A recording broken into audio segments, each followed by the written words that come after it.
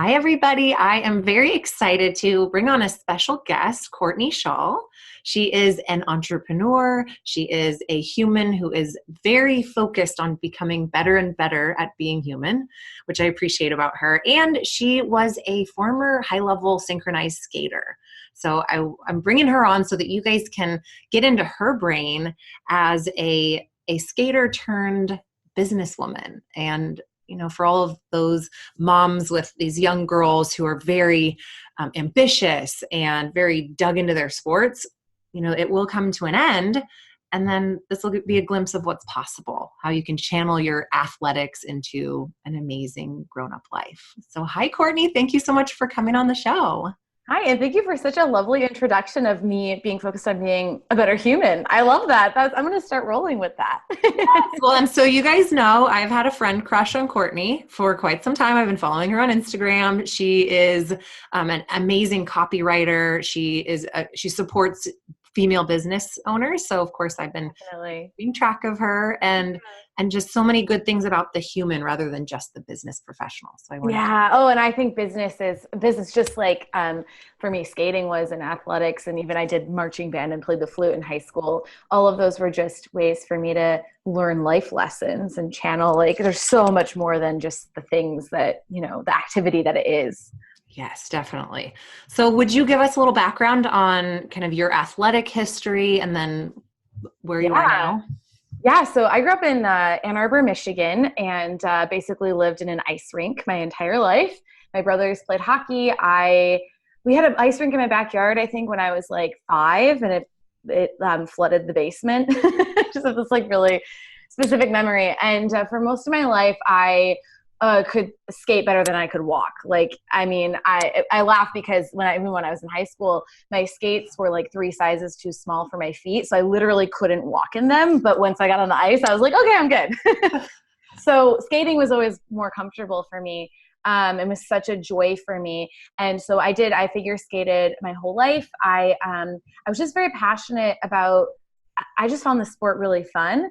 And I got to, I think, anyone who's been in these sports knows this, but like you get to a certain point where you have to decide how seriously you're going to take it.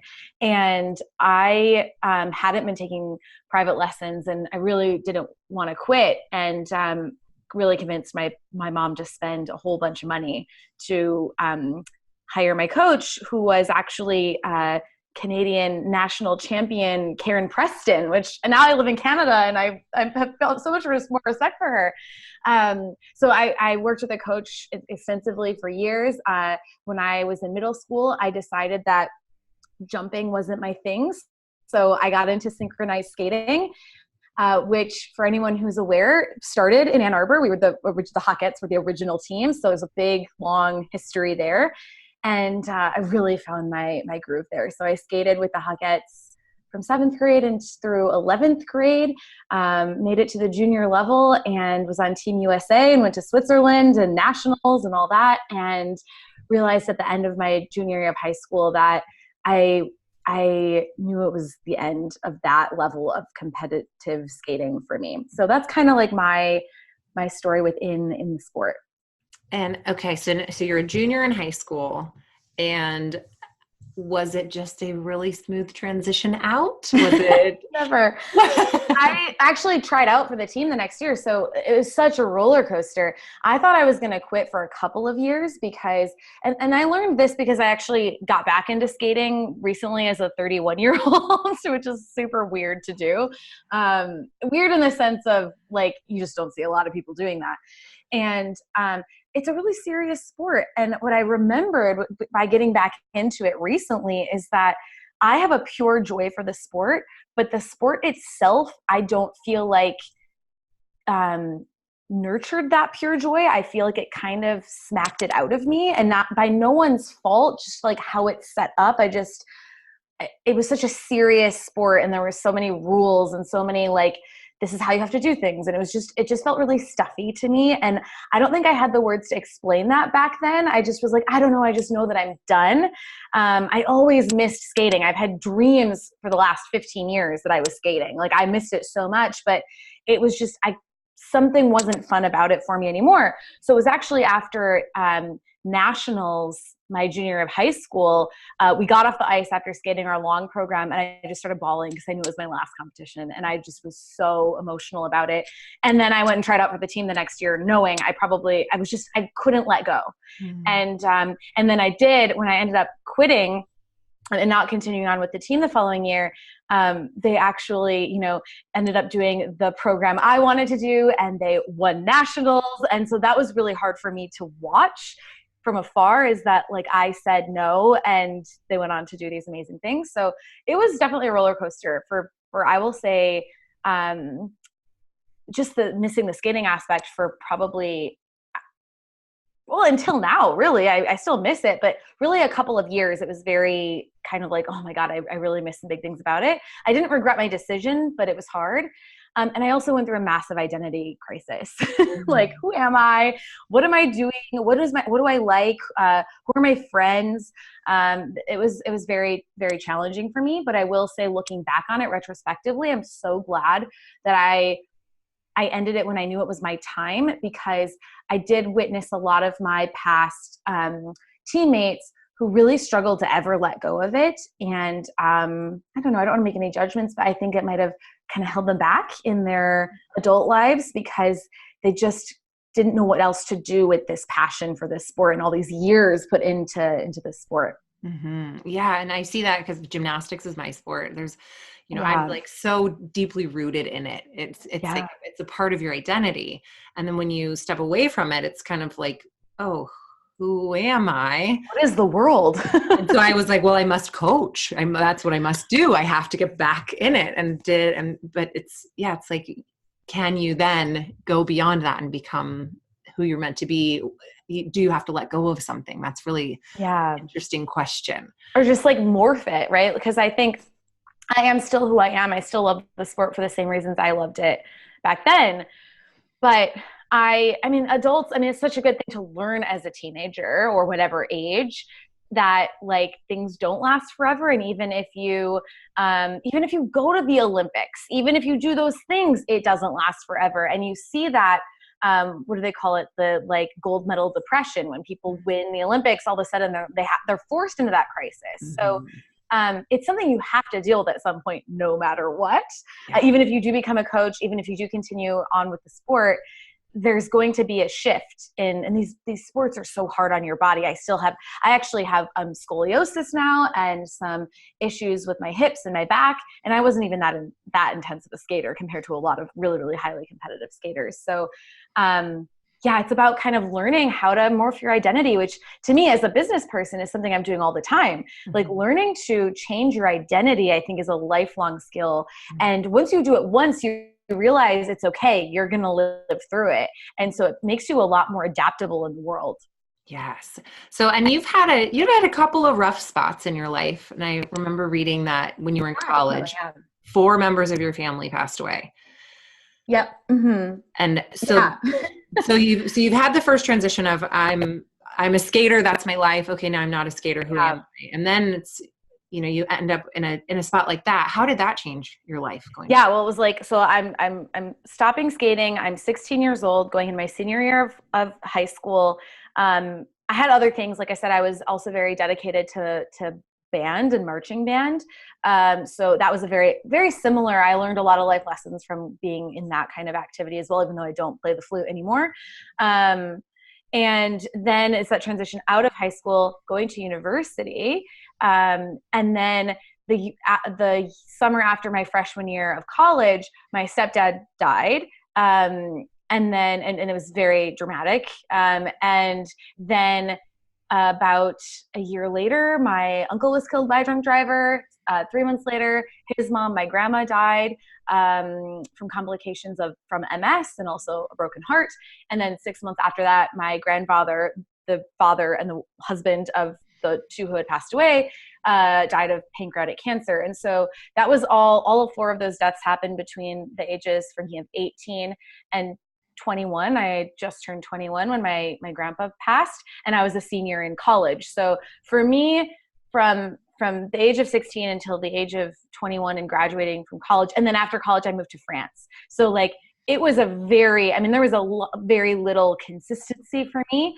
And I think all of that is so hard to be put in that kind of pressure cooker when you're that young, because you don't realize how terrible of an age it is to be going through that kind of stuff.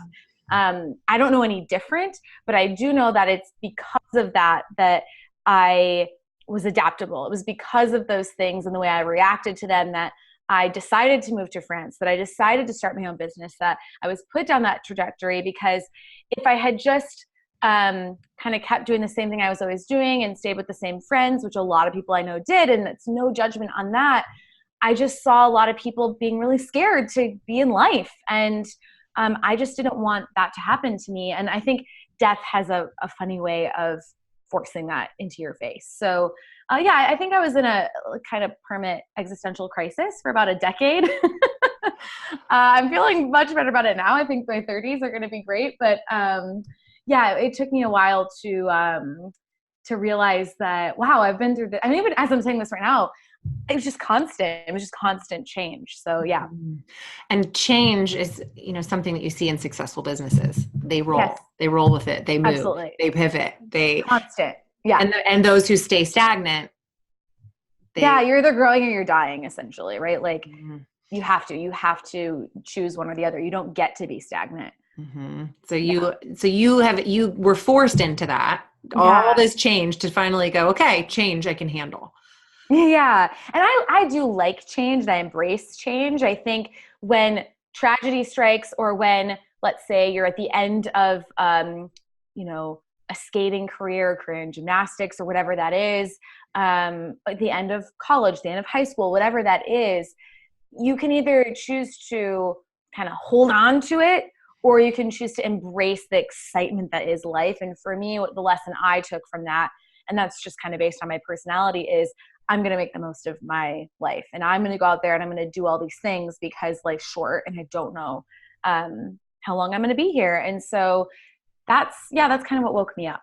Mm-hmm. I always love how people's, crazy paths that aren't perfect and aren't straight line them perfectly up with where they're supposed to be, or that's at least the way I see it. I do what I would have done otherwise. Like, there's not even, I don't even know who that person would have been. It's not even, I'm like, so yeah, you're right. Like I think when I was 16, 17, I would have been like, oh my God, never, I can't deal with that. And now I'm like, oh my God, I couldn't be who I am if I hadn't done that. So I think that's a healthy way to look at your past experiences, even though obviously losing loved ones is terrible and you wouldn't want that to happen, but it does happen. And it's a part of life. Mm-hmm. Yeah. And think of any family member who's no longer with you, that would they be like, oh, she's really not killing it? No, they'd be so proud, so excited. Yeah. You are living life. Yeah. And I think that's kind of what motivated me as well. Yeah. Mm-hmm. So, okay. Failure is a big part of sports. Big part. You're failing and trying and failing and trying and failing and failing and failing a million times before you get a new skill, before you reach a goal. There's so much failure and there's so little instant gratification in sports, which is why I have so much respect for athletes in today's world, where it's like, I'm not sure, Google it. It's not instant. And so what failures did you have either in sport or in business that really gave you a lot of wisdom? I never won anything in sports. I want this to be like abundantly clear.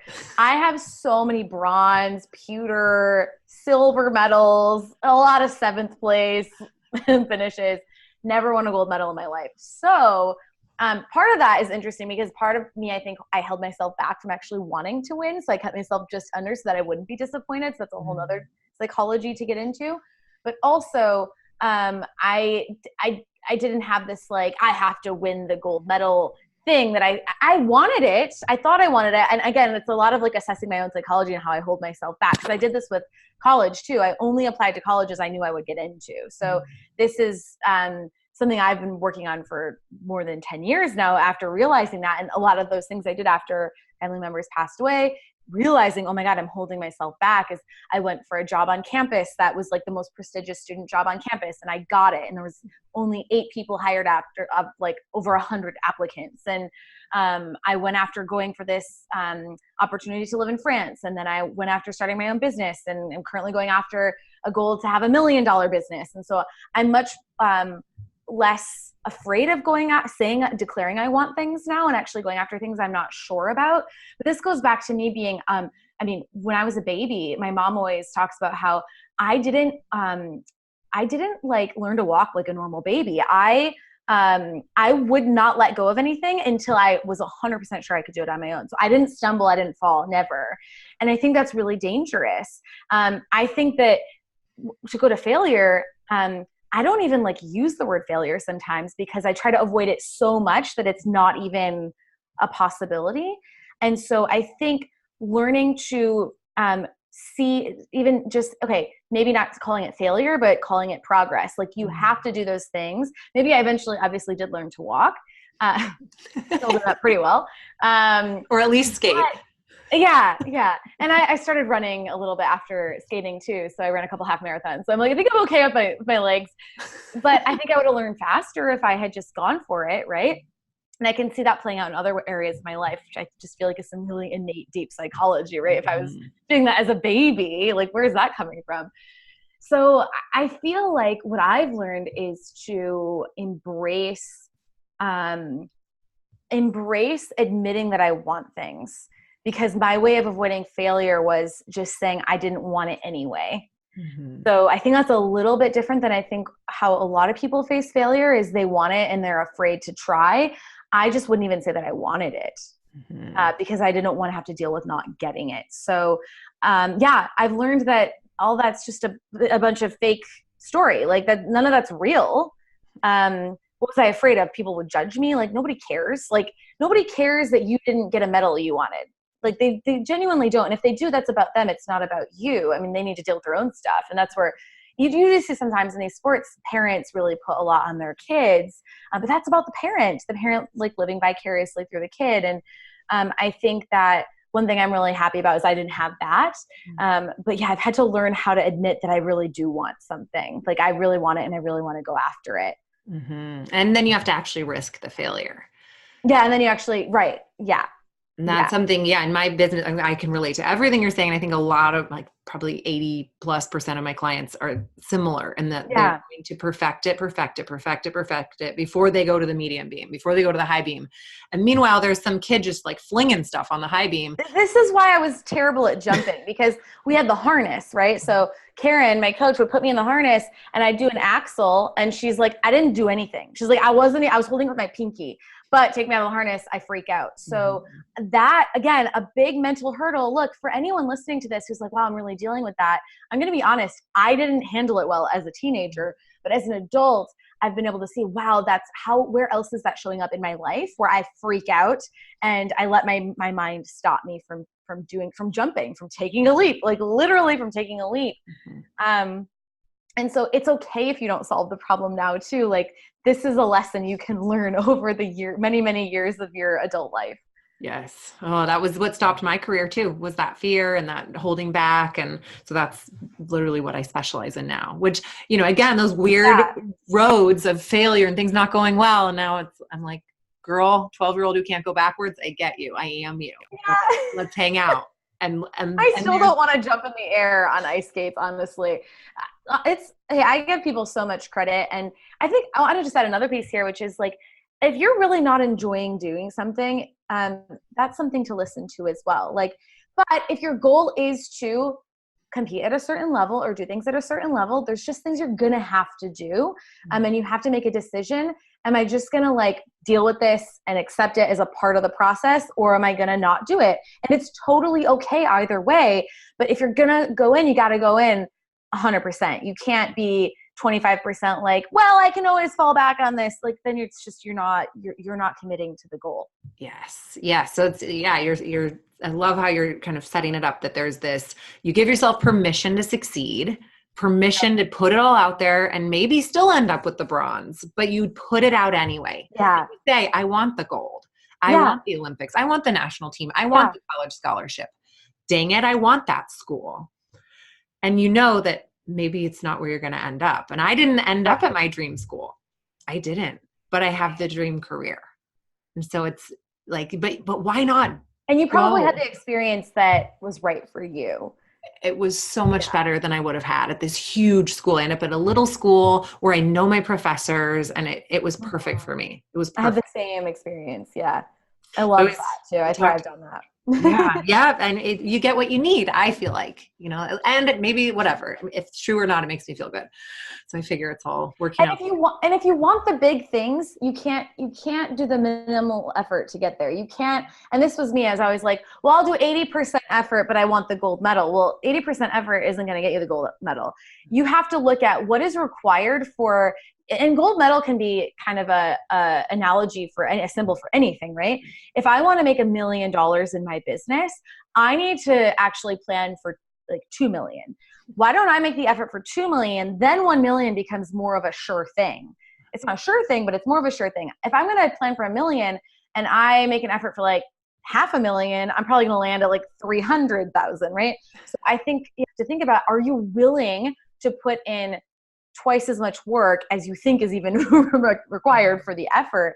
And again, it's about looking at that honestly without having an emotional reaction, but then making a decision like, okay, am I making a decision to do this? And if so, what are the real consequences, and really thinking through that. And that's adult maturity. Like that puts you so far ahead of the game, just learning how to really accept the consequences of your decision. Mm-hmm. Yeah. And I talked to a lot of kids who are right at that wall where it's like, I either push into discomfort land big time and get the dream, or I stay comfortable and I stay mediocre. And I imagine that with people who you coach and business people, there's a lot of that wall where it's stay stagnant, stay stuck, decay, or push into the discomfort and really see what you're made of. And as long as you're comfortable, you're not growing. So you cannot grow and be comfortable at the same time.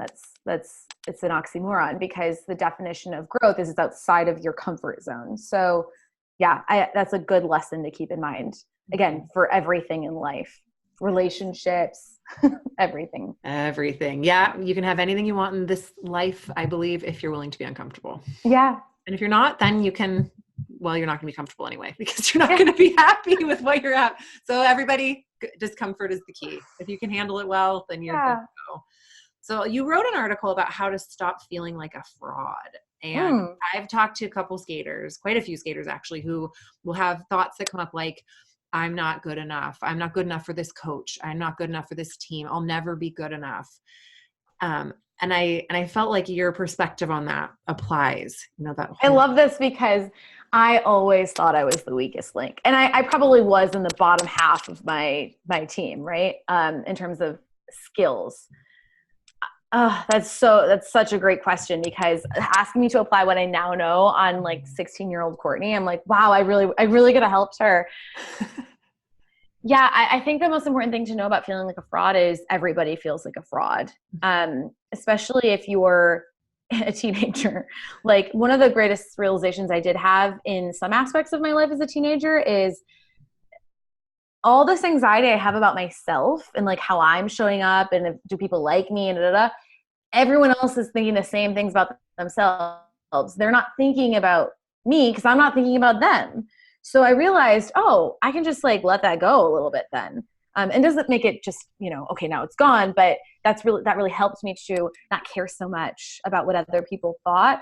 Now, I do realize in some of these sports, it is kind of a cultural bubble. Like the culture inside of figure skating is it's a weird culture, I think. Going back into it as a 31-year-old, and it's the exact same here in Vancouver as it was for me in Ann Arbor, more than 16 years later across the continent, same exact culture.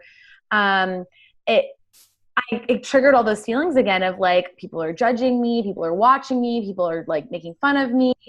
And so I had an opportunity to kind of be like, wow, like 16-year-old Courtney is like back in full force of feeling that way.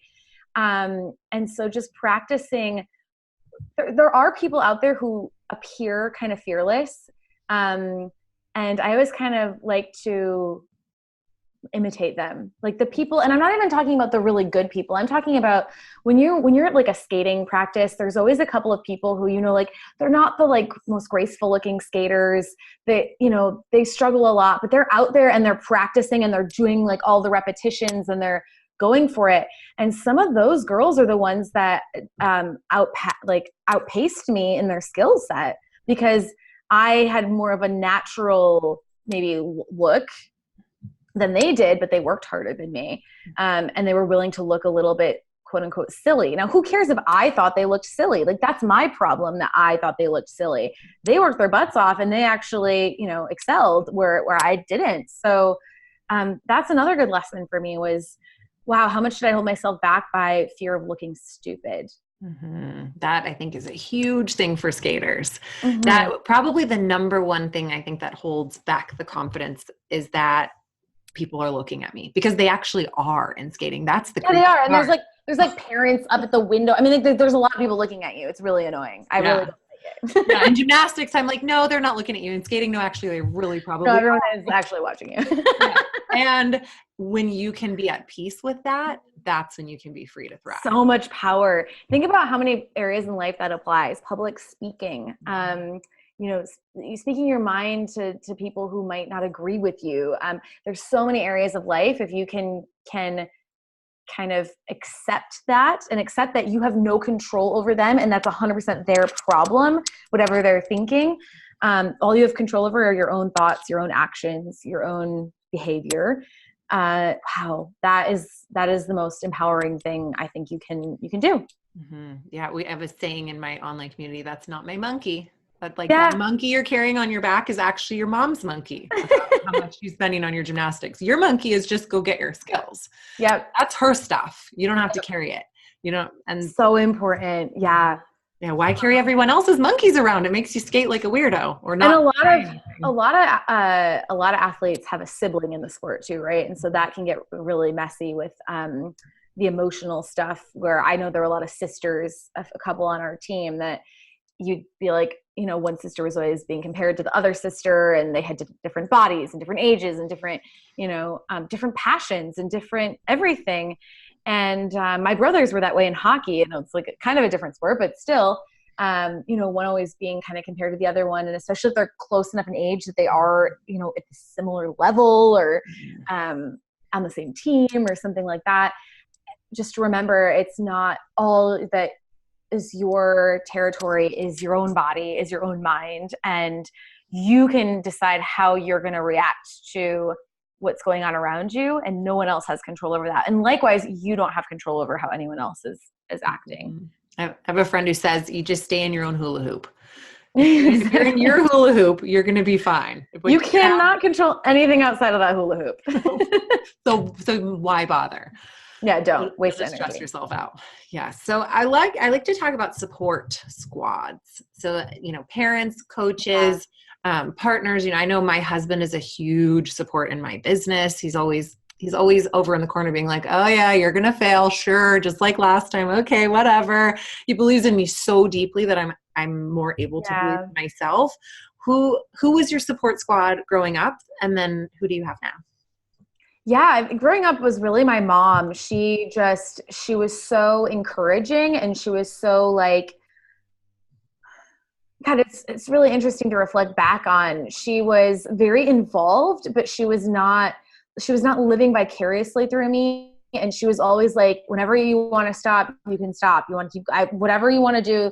Like, here's the things to think about. Here's what I see. Here's how I see you acting. Like, I've noticed a change in you. I don't know if you're like, it just very, really helped me to develop a lot of that emotional intelligence and have some wisdom about my own behavior, because I wouldn't always notice like, wow, I'm really showing a lot less passion for the sport now, or I'm, skipping stuff, or I'm not working as hard. And she would see it, but not in like a critical way, where I did see people whose parents were very critical of them and nitpicking. And my mom would really rarely sit and watch me practice. And when she did, I wasn't worried about it. Like, I didn't really, because she wouldn't criticize me. Otherwise, I would say like my coach, Karen, was absolutely incredible. She was such a wonderful coach. For me, it was really important to have a coach who was strict in a sense, but was also like really warm and caring. And that's how she was. She was absolutely just like a really, really wonderful person. And I knew that she cared about me. And I also wanted to work hard for her. And I think that's really important in a coach. And I will also say, I had a lot of great team members. I did have some team members I didn't like so much. And synchro is, got like, 20 girls on the ice. You probably got like 25 on the team in general, sometimes more. So, and you got like a bunch of 16-year-old girls, like honestly, probably like 14 to 18. It's a lot of drama. And you're all fighting for how many spots? And we're all fighting for the spots. And so I think my team was also very supportive, and I really, I learned so much from being around them. I would say that's really was my biggest support system. Now, I would say it's like mostly my business friends. So I have been in business now for, I don't know, like 8 or 9 years. And through that time, as I've made friends, like I made friends with other entrepreneurs, and I joined programs, and I invest in myself, and I put myself in the room with people who are doing big things. And so because of that, I've gotten to know a lot of really incredible people, and they're really my support system now. My husband is very supportive. He doesn't really understand anything I do. So like, he's like, yeah, like but he doesn't question it. And he doesn't like be like, you need to do this. Like he doesn't, but I also don't tell him. I think a lot of, for entrepreneurs, especially women, we will go to partners or other people for validation when they shouldn't be the ones giving us validation. Like there's no reason my husband should be giving me validation on things I'm doing in my business, but a lot of women do that. And I think a lot of women do that in all ages of life, in all different activities. And so validate yourself. Like, I think it's so important to learn. I probably lean on my mom too much when trying to decide if I should quit skating, because I knew in my gut it was time. I needed help kind of working through that process. But ultimately I made that decision, and that was really scary. I wanted to put it on her, like, you decide. She's like, no, I'm not deciding this. I have to own my own decisions and the consequences of those decisions. And even if it's the right decision, there's always consequences to the decision. So yeah, I think that I would say those are my biggest support. Mm-hmm. Yeah. Awesome. Yeah. And I have moms ask, when is it time for us to quit? Mm-hmm. I'm like, oh boy, you're not quitting. It's not an us. It's a her. And, it's not what I say, but I always say, what does she want to do? What does she say? And they're like, well, but she says she doesn't want to quit. I'm like, well, I mean, there's kind of right. And my mom did such a good job at that. And I have to give her so much credit, because she didn't want to interfere. And my mom was kind of like a, what do they call them? Like snowplow parents or helicopter. She was like that in some areas. I think she kind of like enabled my brothers and I a little bit much, but she also really encouraged us to make our own decisions. And maybe if you're listening and like you feel like your daughter is like, doesn't know, or she's unclear, like it might be because you've been making a lot of decisions for her. And maybe it's time to start practicing allowing her to make decisions. And she'll probably make some like questionable ones at first, but that's how you learn to make decisions. And I just like, I have seen so many people who went to college and they're in their early 20s and they hadn't been used to their like making their own decisions. And trust me, it's better to help them while they're still living in your house. Yes. Than when they're 25, and it's dangerous. Yeah. Yep. I tell the swim mom, let them forget their goggles when they're 12, so that they won't forget their goggles when they're 19 in college. Yep. Exactly. And that's where like I didn't have, my mom was a little bit, so my mom was a team manager. So she always had the schedule, and people would ask me when things weren't, I never knew, because I didn't have to know anything and I didn't have to think about anything. And that's to my detriment right now. Like literally right now, one of the things I'm working on is being better at being on time. Well, I'm not on time, but like sometimes I forget things and my schedule's a little bit of a mess. And that comes down to the fact that when I was a teenager, I didn't have to be held accountable. When I forgot my homework, my mom would come bring it to school for me. Like I should have been held accountable for that. Then I wouldn't have to be working on it so much right now. Mm-hmm. So it's a little bit like words of caution. Yes. Good tips. Yeah. I talked to a woman who's a college recruiting expert, and I said, how do you set the 12-year-old up for success in college? And her simple, quick answer was, let them fail now. Yep.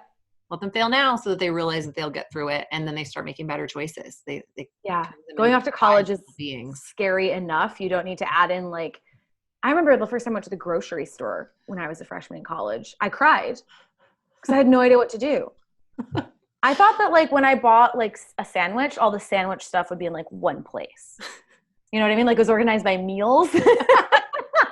Yeah. Or I learned from my mom, you just go to the freezer section and get things that go in the microwave. So I was actually totally set for college. Yeah. That's perfect. Yeah. I cried. I bawled my eyes out. So everybody let your kid do the shopping once or twice. I learned, but yeah. Yeah, we all will. Yeah. Awesome. Okay, so I know another thing you talk about is happiness. That why create this career for yourself if you're not going to be happy? Yeah. I figure why do the sport if there's not going to be this foundation of joy underneath it? So I like to ask guests, what are your top tips for performing happy or for allowing happiness to be one of the driving forces in what you're passionate about, what you're committed to? Yeah, I think that there's a lot of daily grind, right? And especially when you're working hard in a sport, like you said, there's a lot of instant gratification in our world. And you think about right now, all the athletes who are preparing for the Olympics, that we don't see any of that right now and nobody's thinking about them. But the second the like 2 weeks of the Olympics comes, everyone's like obsessed with them.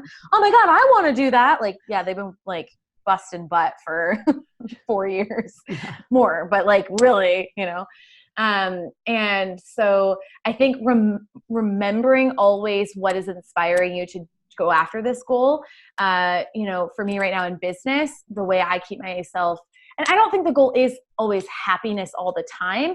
I think it's about enjoying what you're doing, having desire to do it, feeling fulfilled by it. And it doesn't mean you have to love it every second. And I think that sometimes we confuse that. We have to love every second of it. You're not going to love every second of it, but you have to be willing to put in that time that maybe is like a little bit painful, is a little bit difficult, is, those early mornings, those cold early morning ice skates. Are you willing to do that? And remember why you're doing it. So some ways to remember why you're doing it, I think, are to like journal, to get to know yourself, to, set goals, to make vision boards, to watch, read things that inspire you. So I love to go on YouTube. I think this is probably great for athletes. Like watch little video clips of what other athletes are doing to like re-inspire you about your sport during those times where you're like, I just really don't feel like it. Mm-hmm. Yeah. And what is driving you right now? Why $1 million? Oh, because it's fun. Because why not? Because it's an amount that to me is like so crazy, because when I started my business, I was living in Paris because I got a French degree and then I moved to France. And I was like, if I could just make $30,000 a year forever, I'd be happy. And now I'm like, what if I made $1 million? Like, why not? And so it's coming from this very, it's a game to me. Mm-hmm. It's not about, it doesn't give me my self-worth. It's because I'd be able to like buy a lot of cool stuff and like have a cool house. I don't know, $1 million isn't going to buy me a house in Vancouver. I'm just going to let everybody know that. But I want to get to a place where I can do really cool stuff. I want to be able to like take my family on vacation and like rent a private jet. Like, why not? Mm-hmm. So that's why I'm doing it, is basically because I can't think of a good reason not to. Mm-hmm. Great. So for you athletes, why not aim for the Olympics? Why not aim for the dream school? Why not? It's fun. And then, so you've got that little sparkle about, ooh, that'd be awesome. And now you get to work. Yeah. And then you remember, oh yeah, this is fun. Yep. And then I think it's important then to break the goal down, right? Because I'm not on track for $1 million this year, but $1 million wasn't my goal this year. I have it broken down. So it'll probably take me 2 more years, I think, to get there, but I have it broken down into very specific amounts. So I think if a goal for you is to get to the Olympics or to get a scholarship to college or whatever it is, break that down into what needs to happen, like however many years there are to go, what needs to happen this year, what has to happen next year, and then like what needs to happen in the next 12 months, like each month. And then you really break it down so that you can have actionables today, because saying like, I want to make $1 million would just paralyze me right now, because I can't just go out and sell something for $1 million right now. So I'm not there yet. So breaking it down, I think, is the next most important thing. And then get to work. Absolutely. Yeah. Mm-hmm. And that also puts your fear of failure at bay, because you're like, well, I don't have to worry about that. I just got to do this piece. And the failure is about not taking the action. We need to start, there's this concept in business, lead versus lag measures. So lead measures are the actions you're taking, the things you have control over. Lag measures are the result that comes from that. You literally have no control over if you win a gold medal or not. You do not have control over that, especially in figure skating. I hope people realize that. It's a very subjective sport.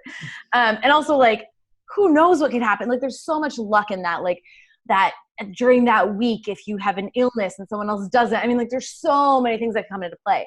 What you do have control over are the actions you take. And that's the win, is taking the actions.